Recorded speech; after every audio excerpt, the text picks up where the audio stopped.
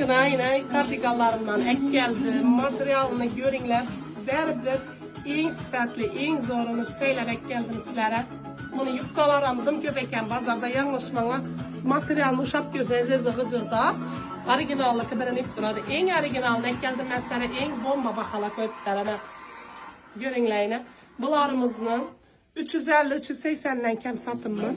Fakat beni abonatçılarıma bunu 290 bin sondan köpüklerine bosa bolsun. Ben bir zamanıdan sizlere zor aksiyalar bolsun. Razviyalarım bomba 50'de 60'a Hazret Yesle, Hazret Giylemeli bakanamda. En hoş şayfadı o siviyeti ki imanda yine çok renginden emek geldim. Kalasanızla bu siviyetten giyinleyine. Açılmayarken bana yazmazsa göster çekerim. Kalasanızla bu siviyetten görünler. Kalasanızla bu siviyetten görünler. Hazret Giyinler kaçısılasını, lüboy yer bile savuşturup görevine gelinler da. En zorunu sizlere zorlarını ekip zor bakada kötlettik bayını.